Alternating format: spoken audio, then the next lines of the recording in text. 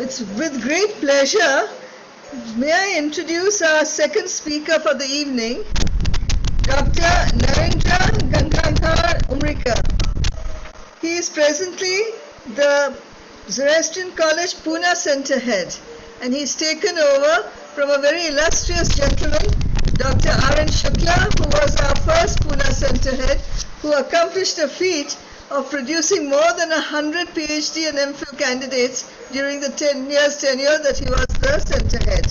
And Dr. Umrikar is following very rapidly in his footsteps.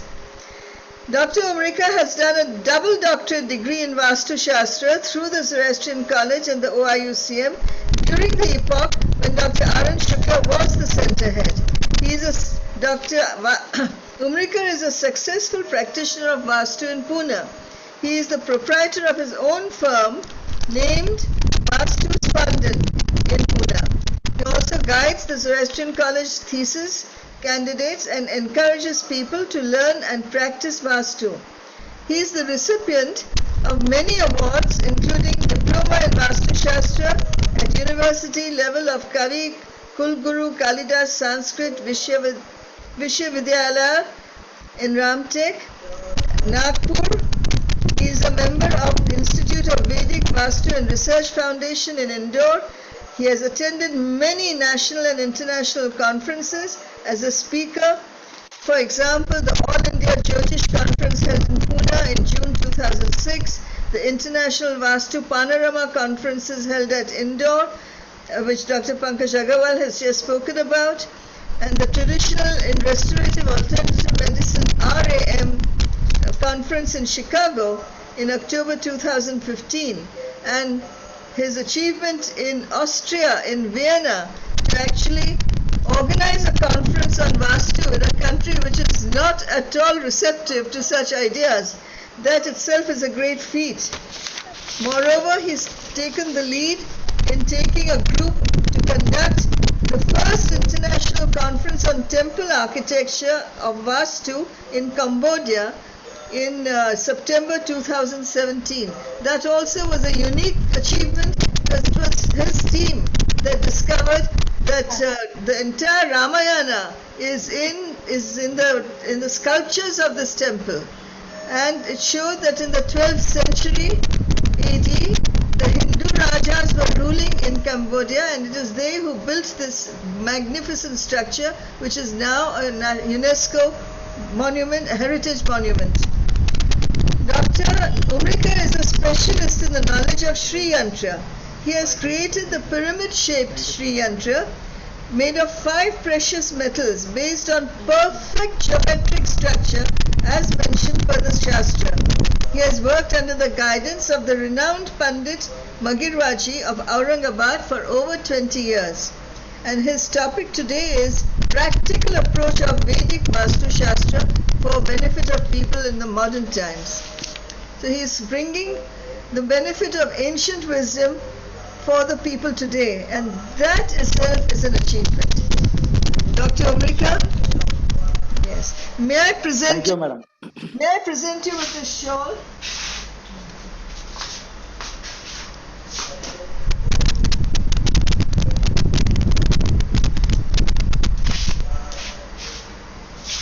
Dr. Umrikar, this is a beautiful shawl for you in your favorite colors.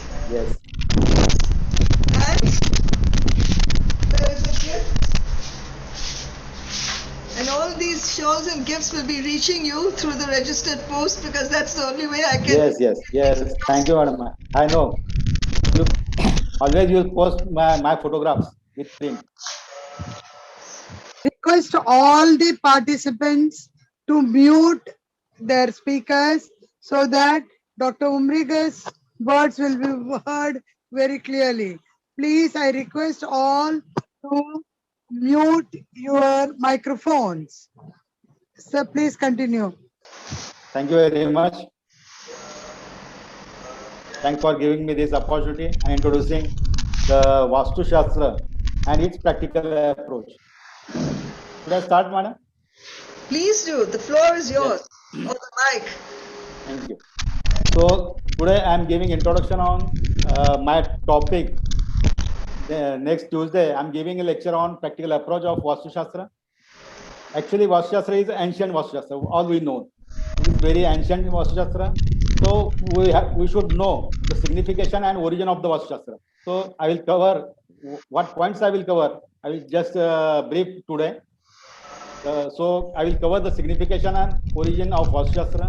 Then the all 18 Rishis, 18, 25, 35. There are number of Rishis written various times in various granthas, literature.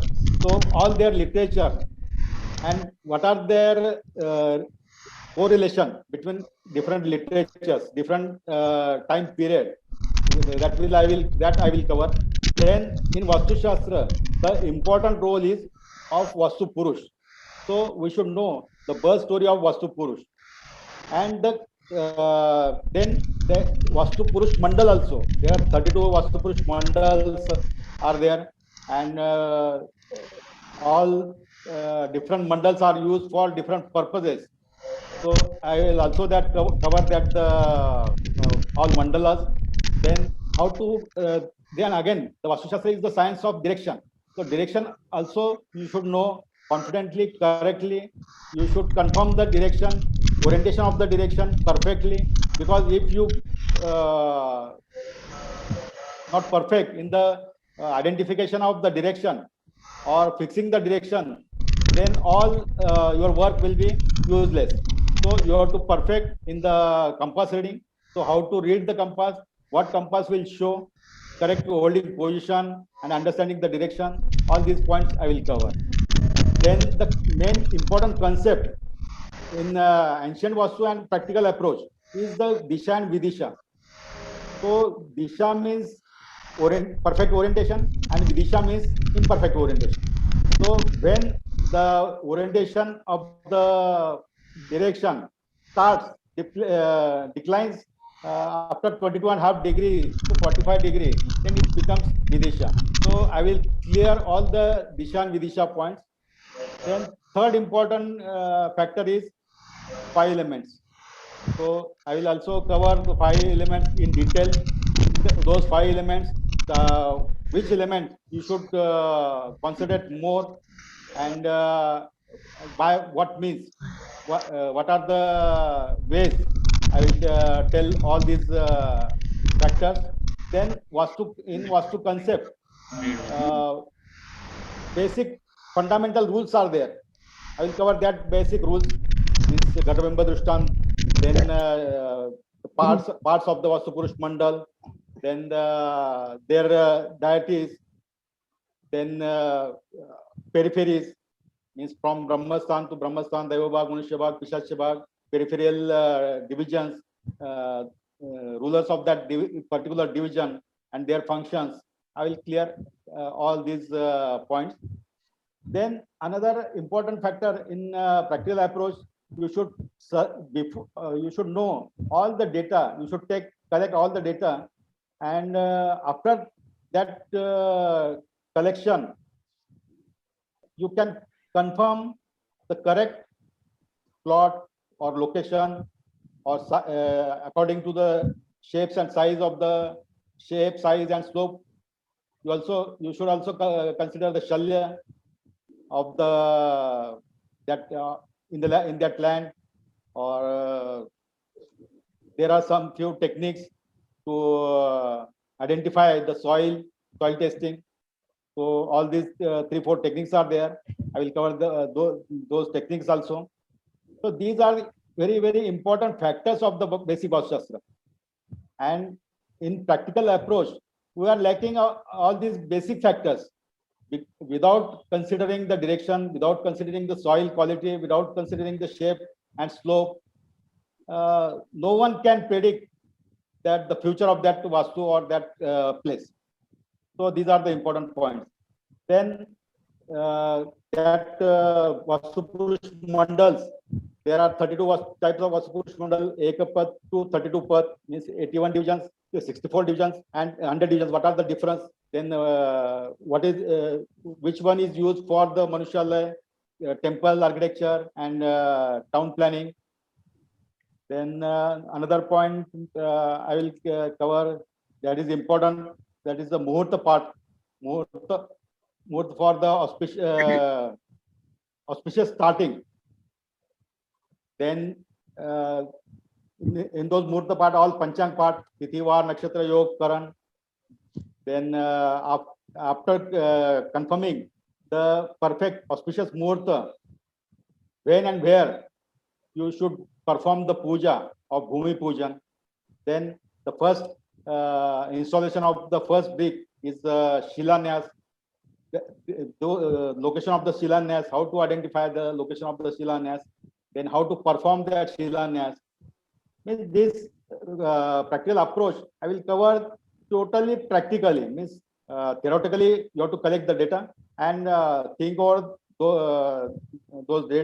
these data and take actions of the land acquisition, action of the Shilanyas, then action Bhumi Pujan, Shilanyas, then you should clear all the points before the design complete. Whenever design sanctions by the authorities, Nagar Nigam or municipal corporation, so before that you should confirm the number of columns, size of the column, shape of then size of the walls, type of the walls, then the location of the water body, water storage, staircase, all these points. Because another one point I missed, that sensitive points. Sensitive points is very, very important. Because of sensitive points affected, if they are affected, then feel-good factor of that Vastu will lose. And if feel-good factor loss, then success, you will not achieve the 100% success. And if the sensitive point feel-good factor loss, few members of the few family members may leave that place, or there are the problems because of the Vastu Purush Mandal's Vastu Purusha's body. So similar health issues may be occur in the dwellers. So sensitive points are important. Size of the how to calculate size of the sensitive point, how to categorize that sensitive points, means Mahamarma, Shanmanti, Upamarma, as per the sensitivity of that the sensitive point. Then before whether that type Vastu is Ek Shala, Dvishala, Trishala, means type. There are types of Vastu, in which direction and what size, what shape you are going to construct. So that you should decide. So again, before completion of the drawing, before finalization of the drawing, you should fix the location of the various components of the Vastu, various components of the products and rooms and their locations. Means, for example, puja ghar, then kitchen, drawing room, bedroom, bathroom, storeroom, dining room, food grains room, study room, playing area, gym khana, like that. All these locations you have to fix their position in the Vastu Purush Mandal in the design. For that, very, very important is all positive activity you should place in the positive zone. So what will be the positive zone? How you confirm the positive zone and negative zone, and what are their merits and demerits? I will cover all these things. Then if you are going to construct a bungalow, then there is a veranda or means alinda, which direction, what will be the size, and all these points I will cover. Then like that, this is the practical approach, and all these practical approach with reference to the Vedic Vastu science.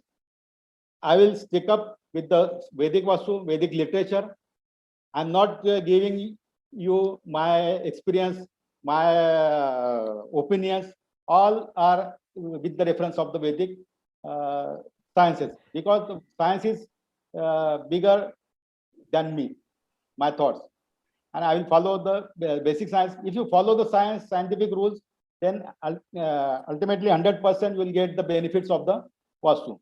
if the auspicious directions are closed, if auspicious directions are not in the condition to give you or flourish you, then no one will, there are no remedies that you can't change the inauspiciousness into the auspiciousness. You have to stick up all these 4 steps: impact of direction, impact of 5 elements, shape of the Vastu Purush Mandal, and the slope of the land. These are my views. Then another one important factor in the practical approach is position of the main door. In all directions, there are 9 divisions. For example, there are 9 taps, but only 2-3 taps will have the water. So exactly which divisions are good, and how you can place the door position, or how you can keep open with the help of balconies, ventilations, or windows. I will cover that 8 auspicious divisions. Then after that, if it is not possible, or if you have visited in the existing house, then without demolition, without the demolition of the civil structure, how you can charge the area, land, or Vastu. There is a ancient process is there, installation of gem therapy. As per Maimatam, as per Mansar, what is the difference, and how you will perform that therapy. And last, before entering the Vastu, you have to perform housewarming, Vastu Shanti. Why and how you perform? What are the those murtas are for the Vastu? Which months are good for housewarming or Bhumi Pujan? I'll cover that all these points. So I'm preparing all these things for you. So please attend the full lecture of practical approach of Vastu Shastra. So I'll stop today here. Yes, sir. And, You have request given you a all, good please attend. outline. Yes, Yes, sir. Outline of what you will do. Thank you, Dr. Amrika. And I would like to make a practical suggestion that everybody present here today who would like to attend this series of lectures, and from the next lecture onwards, they are to be registered. You must send your registration application and send the fees amount by online through the NEFT transfer mode. And those who want to attend, please send us an email to that effect, and we will give you all the detailed information. Because from the next lecture onwards, only the persons who have registered and paid will be allowed to enter the Zoom meeting. Everybody else will be out of the meeting in the waiting room. So whoever wants to attend the series of lectures, the next speakers in the series are those who have been speaking today. They are the first priority as speakers in the list, and the dates will be given to those who are interested in attending the series of lectures. So please inform us by email, and we will send you the information by reply email. Thank you.